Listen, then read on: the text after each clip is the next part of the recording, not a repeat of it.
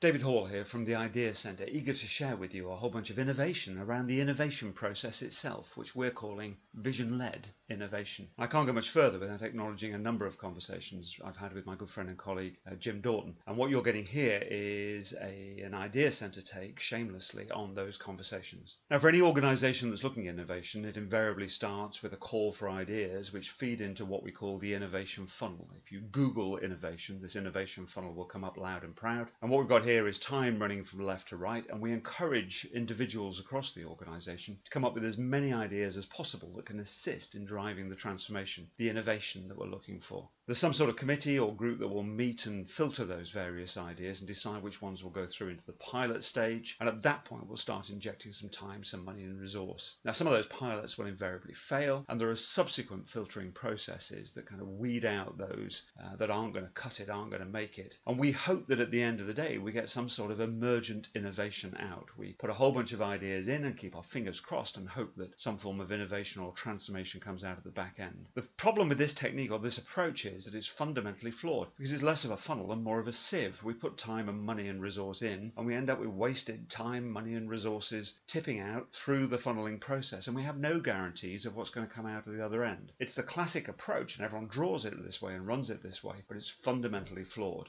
The concept that we're sharing here, the vision-led approach, starts in a very different place, and we do the rather counterintuitive thing of turning the funnel on its head and doing it back to front, so we start small and end up big. And the key driver behind this process then, we're still running time from left to right, but at the very beginning of the process we invest in generating a big idea, the thing that we wish to deliver, the outcome from the innovation process. Now, this is a big idea. This is going to be stretched, seemingly impossible, derived from some ideal, perfect world, breaking all the rules of conventional and traditional thinking that we're locked within. And that's the point. If we want to do something different, we have to overcome the things that trap us in conventional and traditional thinking. Critically important is that this big idea must be driven top down.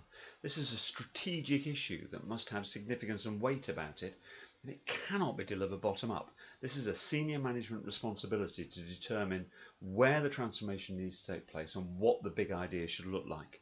So if we invest time in developing this huge idea that we're looking to develop, this market-changing initiative, this transformation, we can test it, we can cost it, we can refine it, we can expand it, we can go back and refine it again. We can work out what the return on investment is because it's only an idea. There's no massive effort that's been invested, no time, no money at this stage. And once we've settled on what the big idea is that we're looking to deliver, that will then in turn drive the projects that will contribute to that big idea with an absolute confidence that the only projects that we're going to kick off we know are congruent with that big idea and will help to contribute. So we end up putting in focused amounts of input and time, money and resources, minimizing the risk throughout the process. And what comes out through a multiplication process of those projects is a vision-led delivery of the innovation project. Now, the beauty of this is that we minimize the risk. We don't totally eliminate it, but we minimize the risk associated with the project because we're not investing in wasted projects. Far more focused. The key projects get drawn in from the vision. If we know what the answer is, then we can identify what the key projects are, that is sub-projects that we need to contribute to the overall innovation process. And it absolutely allows us to drive the process of step change.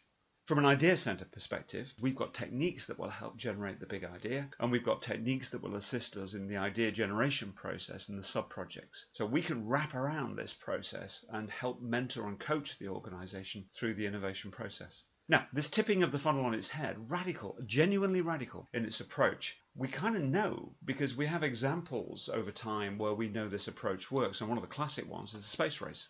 John F. Kennedy, way back in 1961, gave a magnificent speech in front of Congress when he stated, "I believe that this nation should commit itself to achieving the goal before this decade is out of landing a man on the moon and returning him safely to Earth." A brilliant stretched vision. This is vision-led innovation that would then drive the US space program behind it for the following 8-9 years before Armstrong landed on the moon in 1969. Now, we all kind of assumed that this was done in collaboration with NASA, who had full foresight of what was about to happen when he made the speech, but far from it. What we discover is in the following weeks, JFK met with the director of NASA and had to apologise because he had no foresight of it whatsoever. And the director said, "Well, we've had time to think about it. We know already that there are a number of elements of the project that we know how to deliver. But we've equally been able to identify those elements of the project that we can't deliver, that we don't know how to achieve it yet. And what we need to do is to invest our energies in the short term, high priority in those particular innovation areas. And what came out of this was a magnificent planning tool driven by NASA based around the gap analysis, in which they could identify and prioritize the key challenges and then draw the innovations into those gaps, into those voids, to allow them to deliver the overall vision-led approach. Now,